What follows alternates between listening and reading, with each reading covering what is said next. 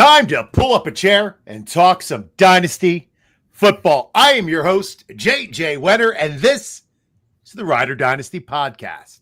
With me are my co-hosts, Jameson Hutchinson and Joseph Harlow. Gentlemen, how are you doing? Hot, but I'm good. It's like 469 degrees in Indiana right now, so I'm trying to hold on, but I'm doing well outside of that. How are you, Joe? I am all right. A little less toasty with 6,000 foot elevation, but part of the state got snow yesterday, so yeah. Wyoming. If I was driving, and it's back up to 90. I would boot you right from this stream. Well, tonight we are giving out some very special awards. That's right. It's time for the AFC preseason Roddy Awards.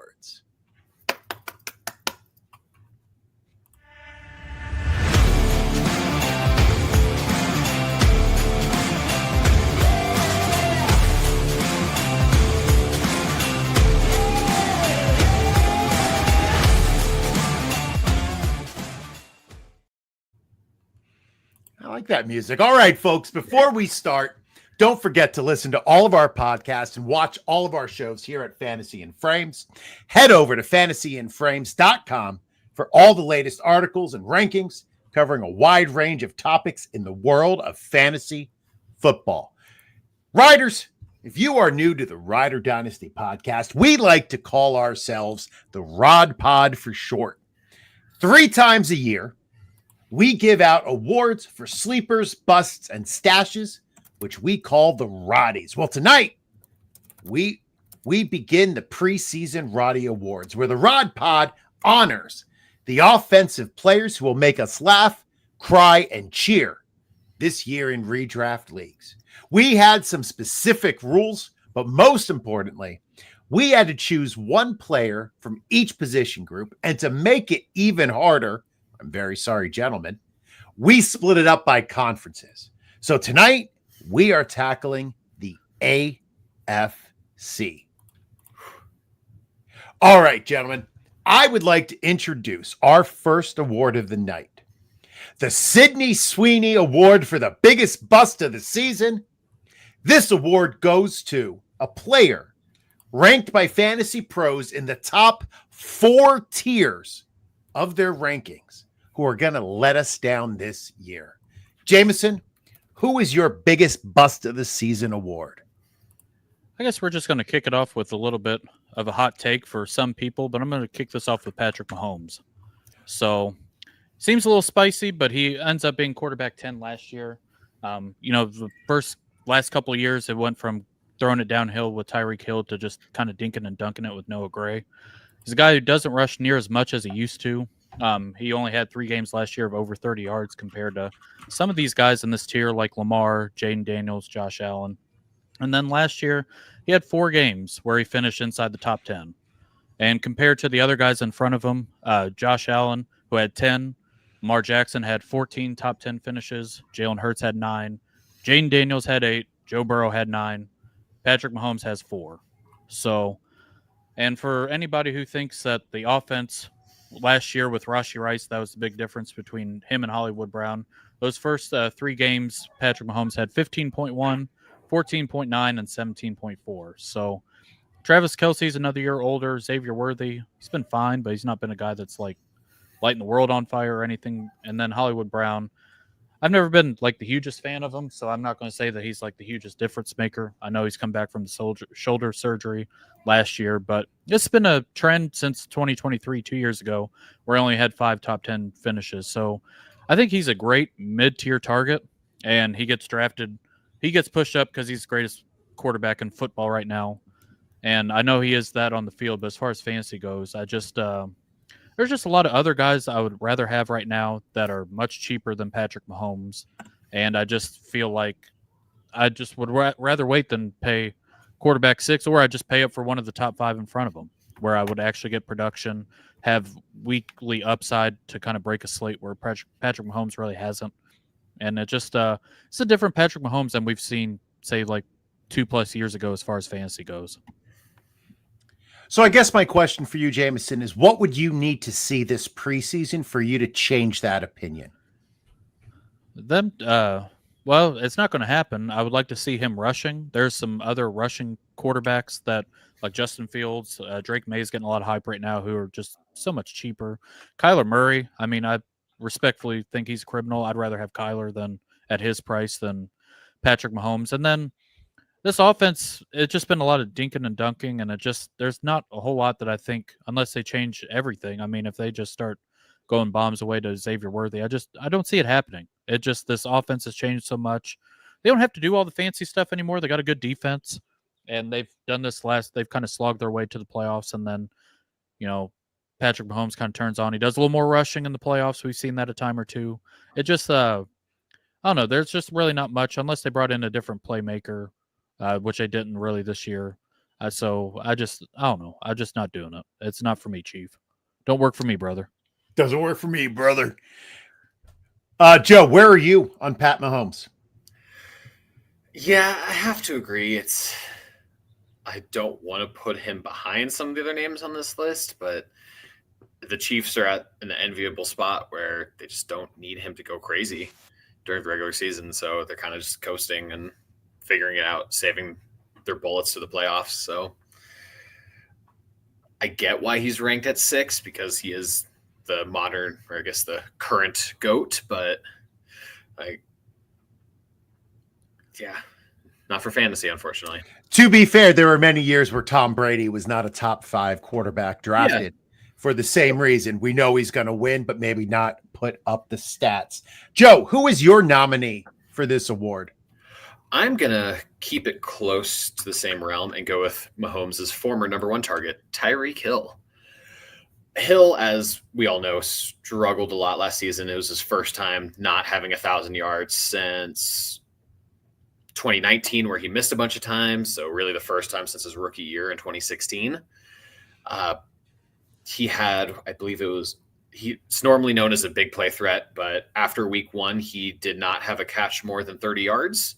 Again, over another 16 games, finished with less than 1,000 yards. As stated, his touchdown totals were low, down at 6.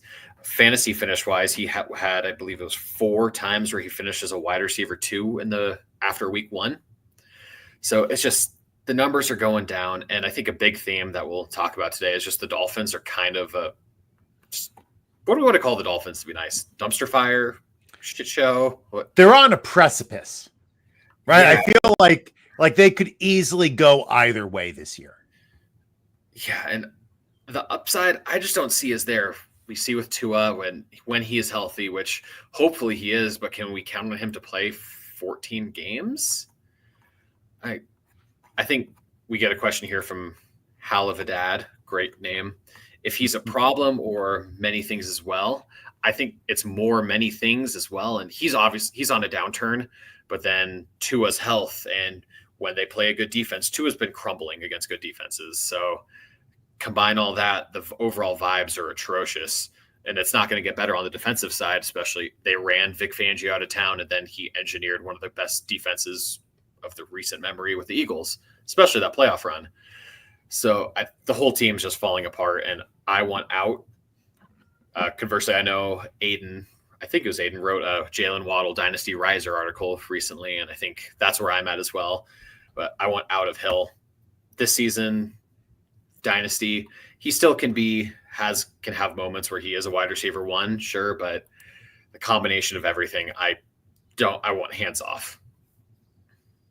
And didn't he get arrested again at the end of last season? Yeah. Which time? Don't want to say anything too bad, but which is just don't want to linger on that, but with everything else, it's like, okay. Yeah. So, Jameson, where are you with Tyreek Hill? I'm kind of in the same boat, but for a couple different reasons. The offensive line, they just lost Terrence Armstead, who wasn't showing up to work anyways the last couple of years, but I mean, he's officially gone. This offensive line has been bad for several years, and you saw it last year. They were just not pushing the ball downfield, and that was part of what made this Tua experience kind of fun when they had Waddle and Hill and Tua had a couple seconds. I mean, his time of release just keeps getting lower and lower just because he can't get hit, first off, and two, the offensive line crumbles in front of them. So some other guys in this range like T. Higgins, Rashee Rice, I know we just talked about, Mike Evans, I think I'd rather take a chance on them. I think Tyreek Hill, I mean, I still think the speed's there. I know he had a hand injury last year, but just as far as the offensive environment, I wouldn't be surprised if Mike McDaniel was the first offense or head coach fired this year. I don't think Miami is in good hands right now. So try to, abort the sinking ship before it completely sinks. Well, let me follow up on that with my Sidney Sweeney Award for the biggest bust goes to a tight end that I just don't believe in. The options I had for the AFC players ranked in the top 4 tiers were Bowers, Ingram, Kelsey, Njoku, and Jonnu Smith. Of those, I'm not sold on Ingram, Njoku, and Jonnu. But I think Jonnu has the quickest path out of the top 12. As you guys have been saying, Miami's offense didn't look right late last year, especially with Tua's concussion concerns. Pat Fitzmaurice of Fantasy Pros noted that Mike McDaniel shifted to a short passing attack when Tua came back from his concussion, trying, obviously, to protect him and his head. That's where Jonnu thrived. He earned double-digit targets in 4 of the last 7 games. But if they don't stretch the field, the offense stalls. And I just don't think that McDaniel is going to go into this season sticking with that approach. Or he's going to be looking for a new job come the end of the year, as Jameson said. Plus, how many 8th-year breakout tight ends actually stick? Jonnu turns 30 this year. His best finish was a tight end 16 in 2020. That feels way more likely than him holding on to a top 8 spot. So, Joe, where are you on Jonnu? I love Jonnu when he was with the Titans as like a gadget theory player, but at this point, yeah, he's still just a little more than a gadgety tight end play. And I think the real concern here for calling him a bust is if, like, at the end of last season, he just got peppered with those short targets because that's all Tua could do. So we could have very Evan Ingram Jaguars, just 100 catches for like 800 yards, which would keep him in this tier. But vibes wise, again, like Tyreek, I'm just off. And I don't think Jonnu is nearly the level of player as Tyreek, which is, I'm sure, a crazy statement, but like he's fine at best. He's an Arthur Smith toy is really what he is. And yeah, I'm out. All right. Well, that brings the end to those 3 awards. The next award coming up is the Ice Cube Award for Deep Sleepers. That's right. Sleepers so deep. So deep they put your... Oh, I can't say that. Not on air. They put your something to sleep. Well, this award is for players who are going to surprise you this year with their finish, much like George Kittle. The criteria for this was a little more complicated. The QBs needed to be ranked in the 6th tier or lower on Fantasy Pros. All other positions were 7th tier or lower. So I made it difficult on these guys. Joe, who was your nominee? So got a little gross here, but someone who I think we had on the show last year. I meant to look at that, but I forgot to. I'm going to stick with the tight ends and go with the Chargers. Tyler Conklin, former Jet fame.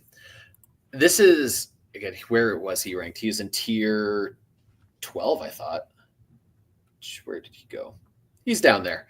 He's very low on the rankings right now, but he is the clear tight end 1 for the Chargers. Oronde Gadsden's a fun future play. Probably just another Donald Parham. But tight end 42 is where Conklin is? Yes. Yeah, that's just insane. There's no way to rationalize that, in my opinion. Conklin, again, he's not going to be a tight end 1, but the previous 4 seasons, he had 83 targets 3 times and then 67 last year. What the Chargers have in their receiving core is not a lot. Ladd McConkey obviously broke out, was great as a rookie. Trey Harris, a lot of people believe in. I'm lower on him, but even if I liked him more, he's still a rookie coming out of the Mickey Mouse-est of all the offenses. And it's going to take some time to really kind of get his footing. Mike Williams is a ghost. and Quentin Johnson's hands are ghosts. So there's really not much else there. Herbert needs, and obviously as the Herbert guy, I believe he's going to be awesome, and he needs someone who can kind of reliably move the sticks. Over the past 4 years, Justin Herbert's targeted tight ends over 100 times each season. So we're talking 6.5 targets to tight ends a game, which, Stone Smart, I think, is still there. And nope, Jets. Is he gone? Oh, he went to the Jets. Little Swapsky. That'll be a fun tight end too in your deep ass leagues. Stone Smart, but yeah, I think Conklin's better than Will Dissly was, at least as a receiver, who was their main tight end last year. And he still had 50 catches for 480 yards and a couple touchdowns. I think Conklin, that's his floor. So again, if we're talking tight end 42, I think Conklin's going to highly outproduce that. Maybe tight end 18, something like that. I wouldn't want him as my tight end 1, but if you get Brock Bowers, Trey McBride, and you just get your tight end 2 for bye week fillers and injury, Conklin's still good. He had really good receiving grades. He has, like I said, they need a sure-handed target. PFF's drop grades, just how good their hands are. He's had an 89.9 or higher 3 of the past 4 years. He had 0 drops last year. And he actually gets 5 yards per reception after the catch, which is solid for a tight end. So over his career, he's at 4.9. So I think floor play, a little bit of upside there, especially when we're talking tight end 42. He did have, if I'm not mistaken, 86 targets 3 years in a row. 83 3 years in a row. 83 3 years in a row. And then 67 after with the Aaron Rodgers experience this year. We're not talking about last year. We don't talk about Aaron. J-Mo, where are you on Tyler Conklin? I think he can end up possibly in like a tight end 2 range. Like 42 is a little bit of egregious. I've never been like a huge Tyler Conklin guy. I think Trey Harris coming to town as a rookie, I think he will end up actually being a pretty big deal for the Chargers, and that might interfere with some of the Conklin stuff. Ladd McConkey, we saw last year, end up being a complete target hog. Quentin Johnston ended up being fine. He wasn't just thrown out there as like the X receiver like he was 2 years ago, where he looked so bad that he looked like a bust. I think he came back around. I think he's fine.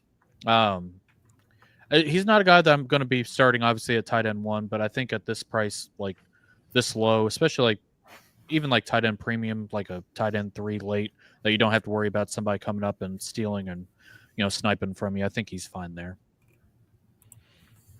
All right. So, that puts me up next. All right. So my nominee for,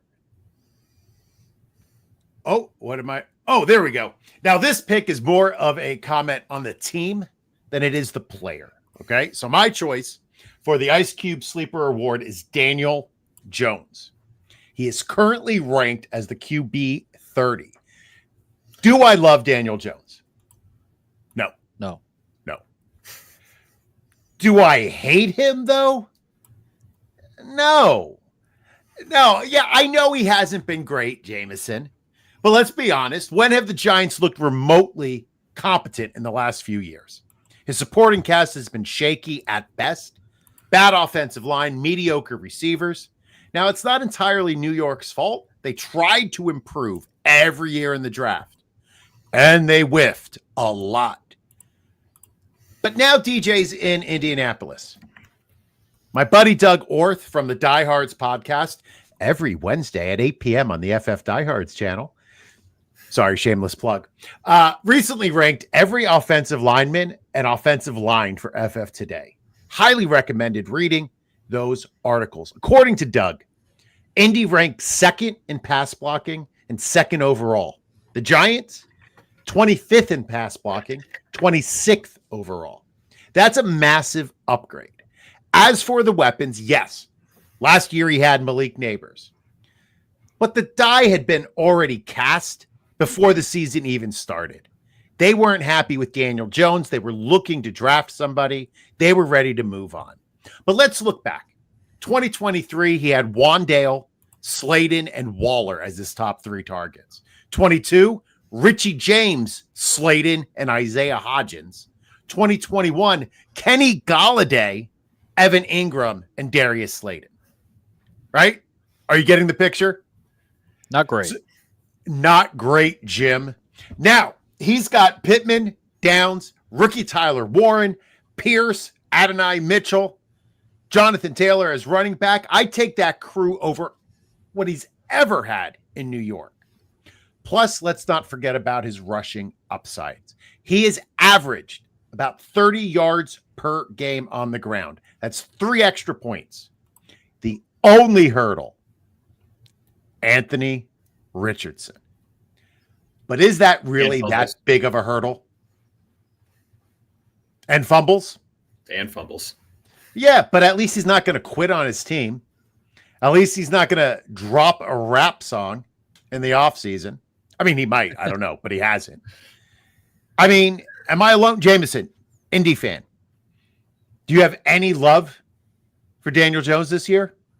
I do a little bit, which, I'll piggyback on here in a minute. But I think Daniel Jones, he's not great. I mean, he's top 10 draft pick that walked in probably one of the worst situations ever for a quarterback. It never got any better. He took it on the chin every which way. But it's the same guy who got the Giants to a playoff win against the Vikings a couple of years ago. It's not pretty. He's got some rushing upside. This will easily be the best cast that he's ever had. So I'm in on Daniel Jones as well. I think he's the one that starts. I think he was going to start even before this Anthony Richardson injury pop up, and we'll get to that stuff in a minute here. But yeah, I'm in on Daniel Jones as well, and I'm very surprised at his price right now because I think it should definitely be higher. All right, well, since you're talking, why don't you just share your nominee for this award? So my sleeper pick here is Michael Pittman Jr., who is being ranked right now at wide receiver 44. Tried last year to carry the sorry-ass Colts team on his back, which was broken, by the way. I don't know if it was spinal or not, but 69 receptions, very nice for 808 yards and 3 touchdowns, which is not great for a wide receiver 1, but I mean doing that with a broken back, I believe it was week 3 on, where he should have been put on IR and put to sleep, but instead, he just kept on trucking. So, like we just talked about, Daniel Jones is going to be the starter.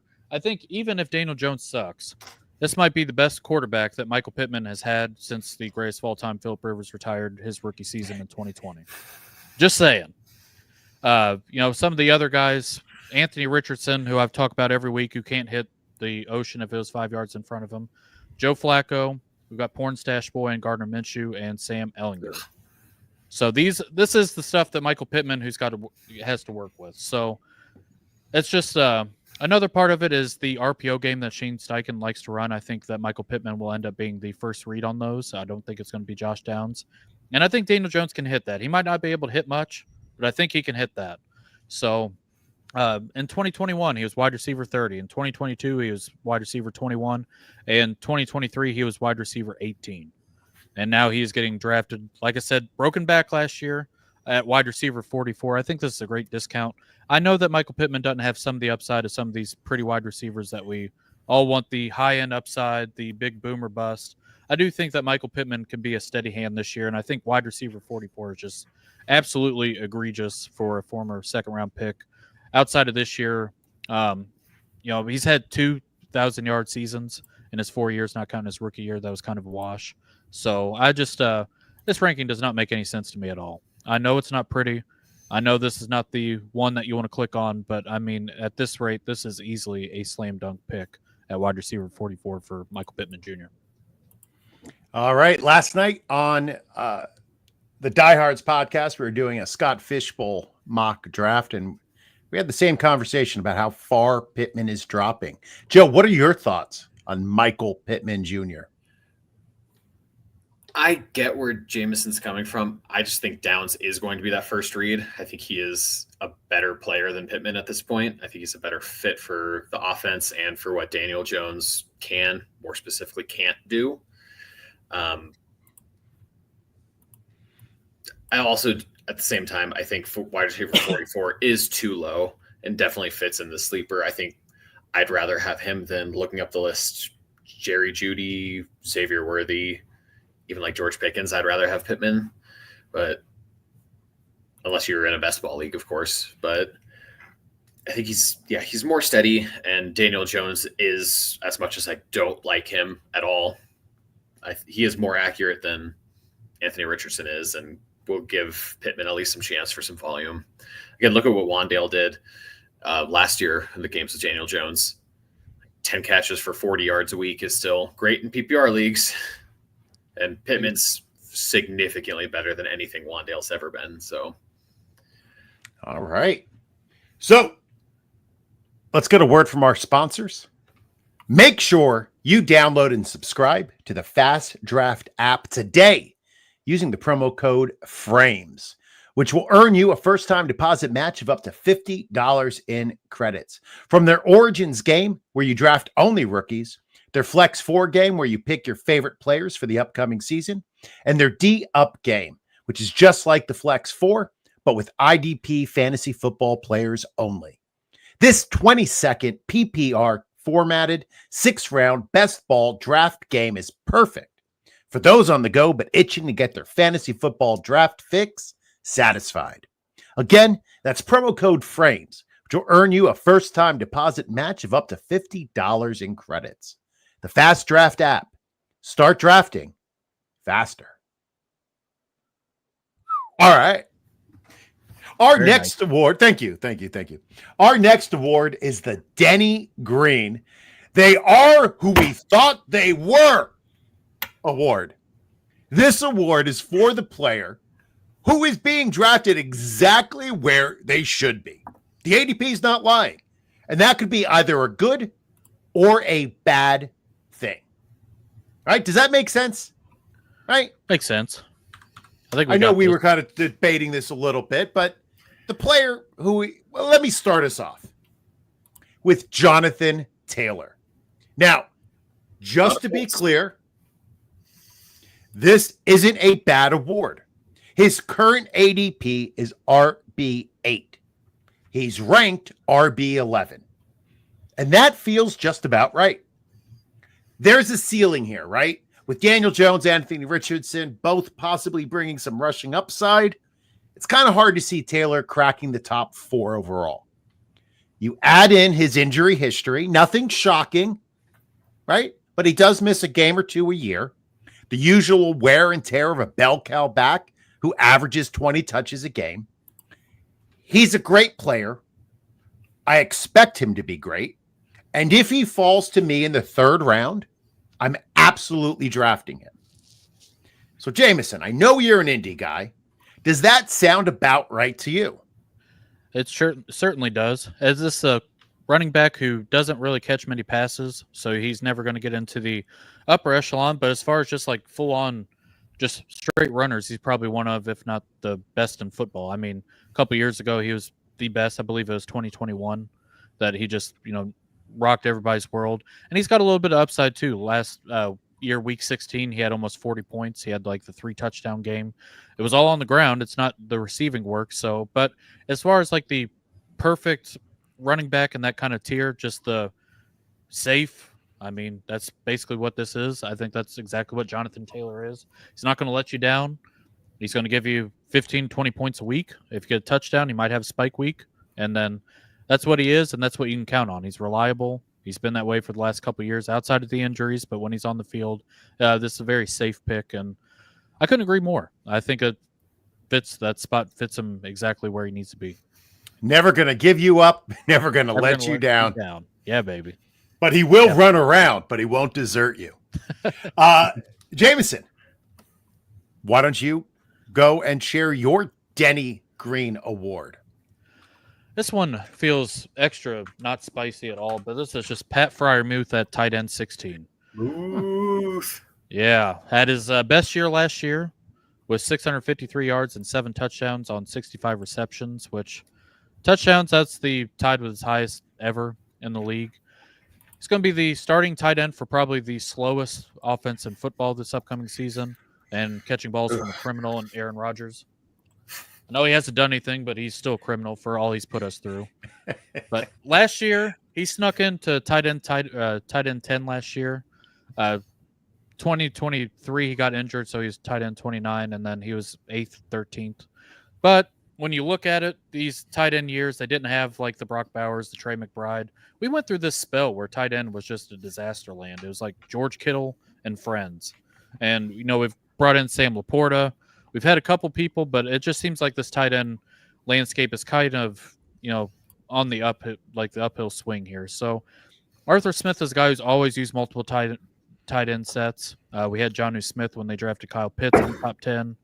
It just so they got Darnell Washington. I know they don't have any wide receivers outside DK Metcalf, but his actual upside, he scored 22.5 points last year when that came on 11 targets and 8 receptions. So this is never going to be a guy who's going to blow by and win you a week. Tight end 16. It's just I feel like that's fine for Pat Freiermuth. There's a whole bunch of different guys I'd rather have, but if you need somebody who's not going to give you a total 0, Pat Freiermuth is your guy. Now, Joe, where did you say Tyler Conklin finished last year? He finished. Oh, I closed the tight end screen. I think he was right around there. That's you. Something like that. I think last year was a little lower, just since Devontae Adams stole all the targets. Yeah, I can't disagree with you about Big Pat. There's like this range. It's got Hunter Henry, who the offense should be better this year. Tyler Warren, the rookie. Dallas Goedert is kind of in the same tier where, there's injury away from being, kind of usable, but at the same time, there's just rather other people. Zach Ertz, I know he's 100 years old, but he did good last year. Mike Gesicki had a little bit of a run. So just in this kind of goofy area, he's never going to be David Njoku. He's never going to be George Kittle. I would argue he was never going to be Jonnu Smith last year. So it's just one of these guys, if you totally punt at tight end, I think he's fine.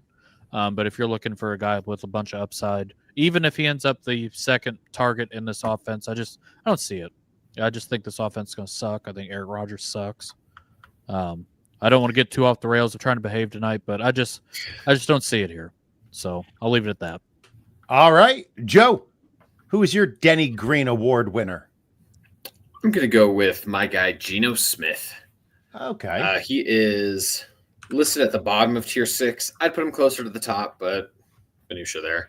He's in that low-end QB2 range, which one of those where this is the Daniel Jones conversation as well, where they actually are for football versus fantasy, very different. But Geno, I think he has a little more upside than here. Just the Chip Kelly offense is going to be super interesting. Kelly utilized Will Howard at Ohio State last year, the run game, not often, but incredibly efficiently. And Geno, who still has great speed, he was, I think last year, the year before, was still the fastest player MPH-wise on the Seahawks. So who have a couple burners on the team, mostly on defense, and DK Metcalf, but aggressive passer, but a lot of people worry about the interceptions, but looking at the metrics, his turnover-worthy throw percentage has dropped significantly the past 2 years. In 2022 was 4.2, 23 was 3.4, and 24 was 2.6. So the interceptions went 11, 9, and 15, but a lot of bad luck, and pretty much every one of those turnover-worthy plays was an interception last year, which just isn't normally how that goes. The offense doesn't have a true number one wide receiver. Jacoby Myers, Jack Besh are a little samey and interesting pieces, but Brock Bowers is obviously an elite weapon out there. So it'll be an interesting fit. Ashton Genty in the backfield will take a lot of pressure off, where Kenneth Walker was a good running back, he and Charbonnet, but they were not utilized well by Ryan Grubb's scheme. So I think this run game is going to take a lot more off him and let him sit back and make some more throws. And the Raiders, which I don't know where Doug ranked them, but massive upgrade from where Seattle was the past couple of years. So I think, especially on the interior. Yeah, goodness gracious. But Geno's going to be a fun play this year. Again, low-end QB2 I think is totally reasonable, but a little more upside than what many would think. And as my quarterback 2 in a Superflex league, or behind a Jaden Daniels or whoever those top-tier guys, again, back injuries, bye weeks, whatever, I would feel way more comfortable with Geno Smith than a lot of names on the list. He reminds me of the Najee Harris of quarterbacks, where fantasy players may not love them, but coaches really seem to. Oh, are you hiding? Where are you? I wasn't trying to, but here I am. Here you are, buddy. How are you doing? I'm doing good.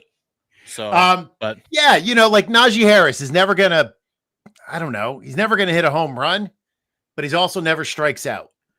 It's going to get you 1,000 yards every single year. You just got to close your eyes and not necessarily watch it. Kind of like the Blake Bortles thing. He would get you where you needed in fantasy land, but you just had to close your eyes and not really watch it. But I think Geno is more of a real NFL quarterback. Like, he can get your team where it needs to go, but he's not going to do it in any type of flashy way. So no. And I don't disagree with the Geno Smith pick here. I think Geno Smith's been really underrated as far as what he's had to work with, as far as the offensive line or lack thereof. Because, I mean, he would just get drilled constantly. But the offensive environment, they got Dante Thornton, who's a rookie who I'm kind of excited about. He's going to bring some speed to the team. Brought in Jack Besh as well. Got Brock Bowers, got Ashton Genty. So it ends up being fun for Geno Smith, kind of going out on the last ride here. I'm a West Virginia fan, so I'm a little biased to my Geno homerism. But I think it's a good pick. And I think low end, like QB2, might have a week or two there. I think that's totally palatable for what Geno Smith is. I think he's a very safe play. All right. I like to hear that. Sniper Mel's in the comments. Hey, Sniper. Hope you're doing well. All right. So let's go to our last award of the night. Our last award has changed name. So it is now called the Matt Donnelly Award for the best stash. This award will go to the player who you want to keep on your dynasty rosters. We have been talking mostly redraft. So this is a dynasty guy, or the guy you keep in a little box that says, in case of emergency, break glass. Eligible players were ranked by Fantasy Pros in the 10th tier or below. Right? This was low-ranked players. So, Jameson, why don't you go first with your Matt Donnelly Award? Shout out to Matt. I hope him and the stash are doing well, first off. But my don't break the ice player here is Jaylen Wright. So he ends up being the handcuff to basically a top 5 running back in Devon Achane. And the thing about this is it's not just a normal handcuff to a running back. Devon Achane is basically a receiving weapon. We saw last year with Miami that they went short game constantly. Before all the injuries, Devon Achane was just getting peppered with targets. We saw that 2 years ago as part of the breakout. I know Jaylen Wright hasn't had too much production, but as far as like what he did at Tennessee, I mean, he's another speed guy in this offense, and I think he could be somebody who, if something happened to Devon Achane, could end up being one of these handcuff running backs who will pay off really big in fantasy football. So the other thing about this is they drafted Ollie Gordon and they brought in Alexander Mattison. Ollie Gordon is former Oklahoma State running back who had a really bad year last year. But these two guys, I don't want to compare them to Raheem Mostert, but they're just totally different players than what Devon Achane and Jaylen Wright are. So I think he ends up being the immediate backup to Devon Achane. I think year 2 he could probably get sprinkled in a little more. And then if anything happens to Devon Achane and Tua's still healthy and the offense is still running without all the gas running out like it seemed like it did the later half of last year, I think Jaylen Wright ends up being a really good stash right here. All right. Did want to say that Sniper Mel said, Jameson, it's so good to see you again. And that you as well.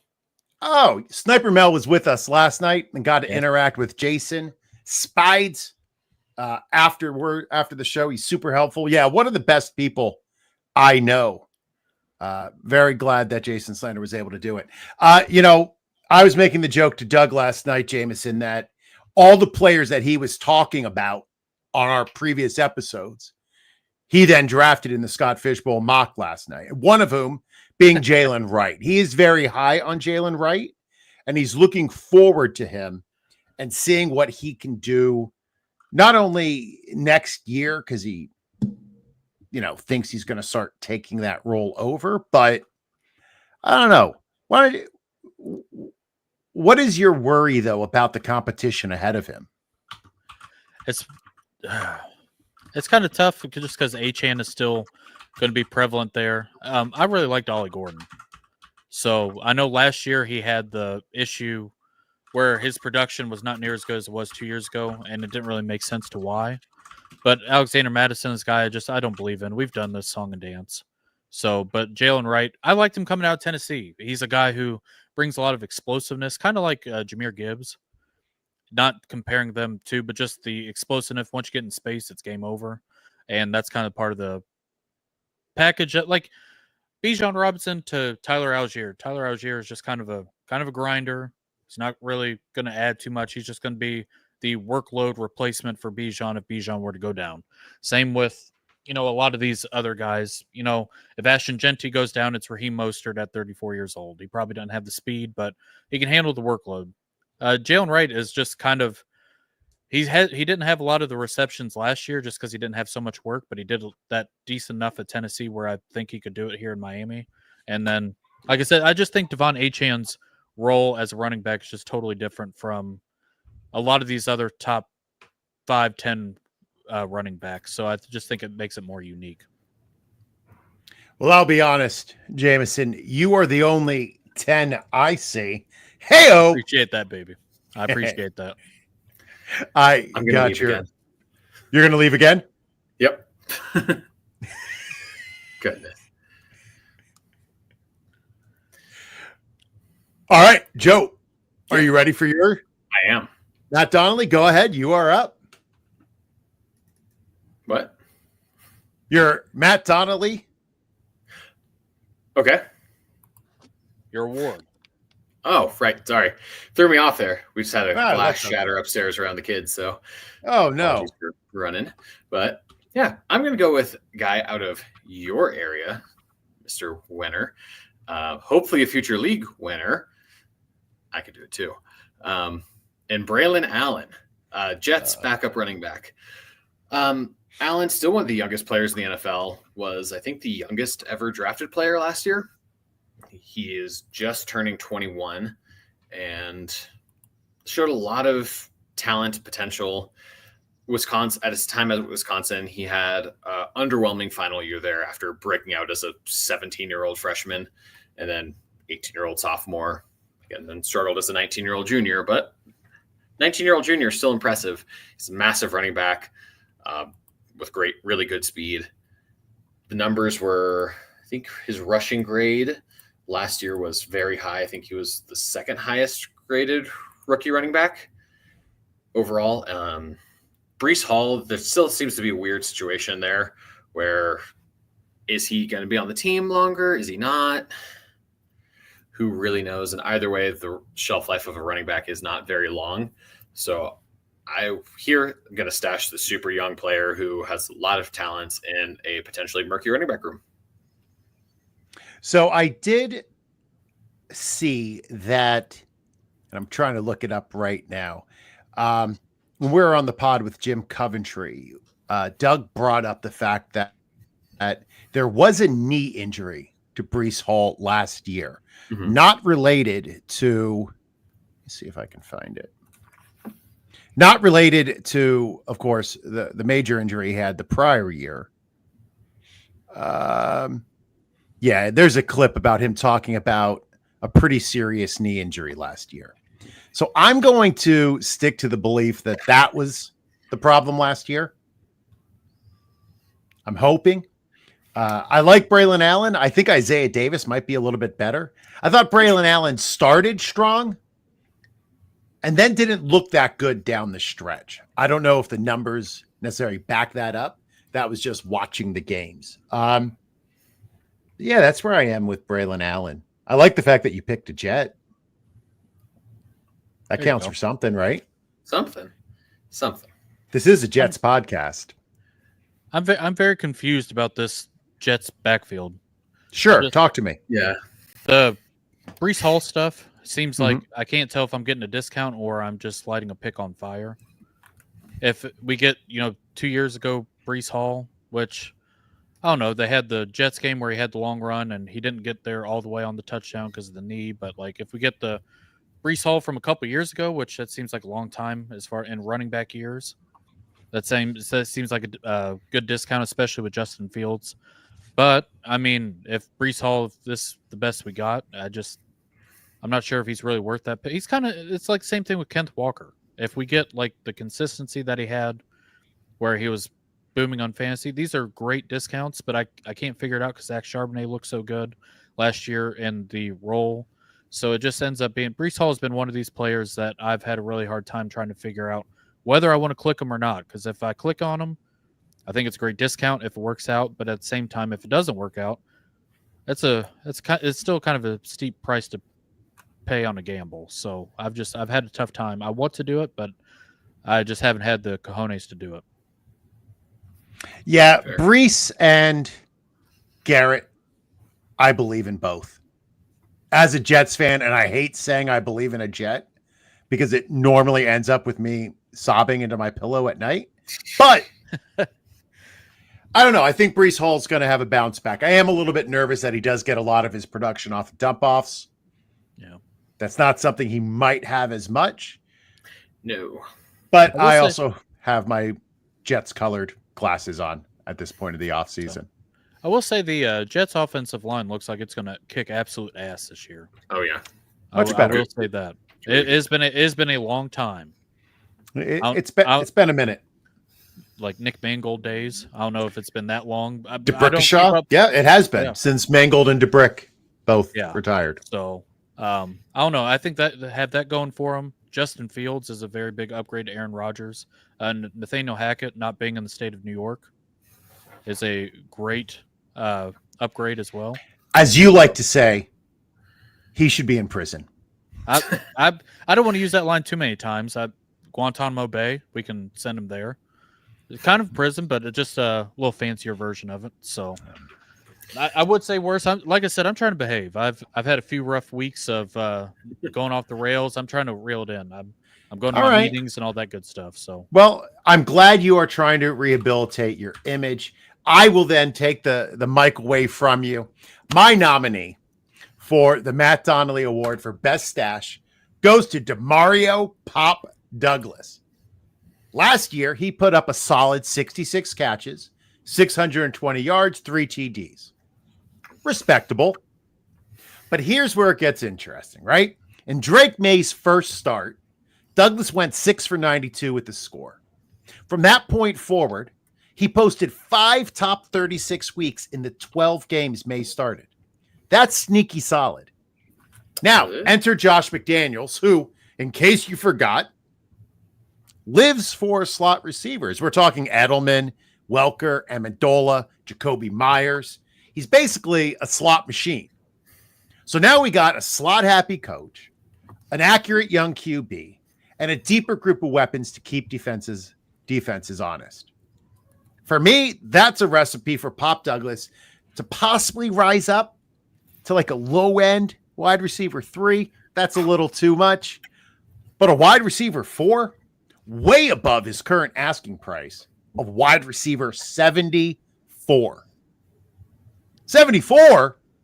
Seems a bit ridiculous. Playoffs? Big number. That's a big number. I can't even count to 74, which is unfortunate because I was born in 75. And just to throw it in, I was able to get Pop Douglas in a Dynasty league. I traded the rookie 412 for him.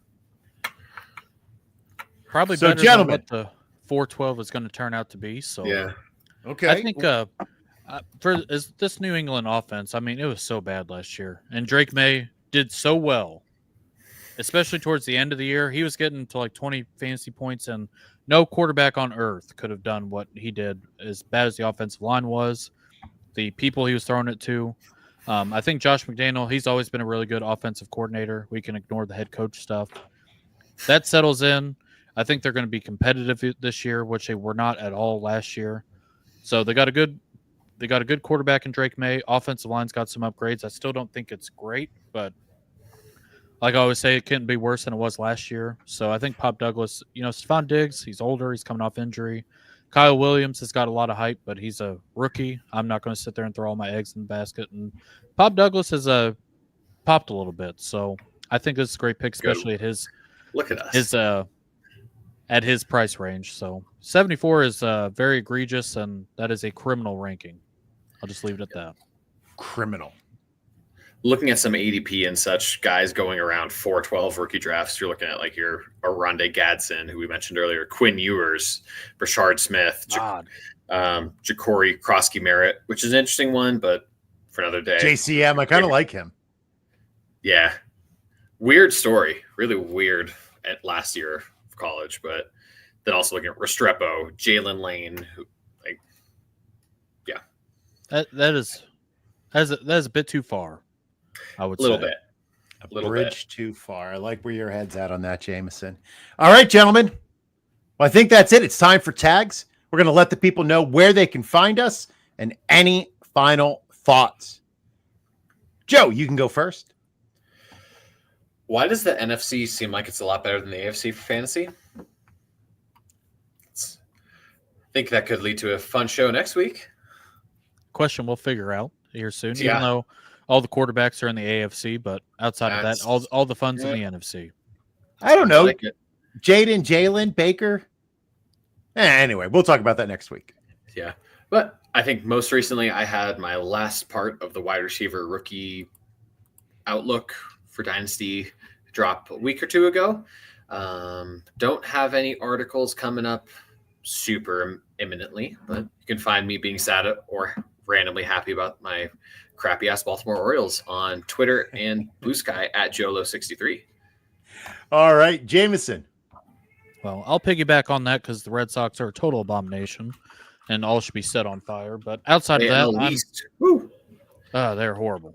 But I'm on Twitter machine as always at Jameson Rules. Football, wrestling.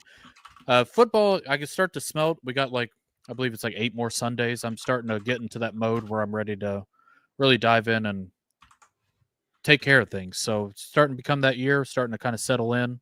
We got Scott Fishbowl. We've been doing mock drafts. I just did mine in Cincinnati this past week, which was a lot of fun, but just got a lot going on. So like I said, over on the Twitter machine at Jameson Rules, if you want to talk football, wrestling, whatever, that's where I'll be. That and Discord. All right. Well, thank you to Joe Jameson and the crew at Fantasy and Frames. Thank you to everybody who tuned in. We appreciate it. Next week, we are back with the NFC Roddy Awards. Stay tuned for the Fantasy and Frames draft show. They have a lot of big guests coming up at the top of the hour. And until then, remember, love yourself, know your worth. You are enough.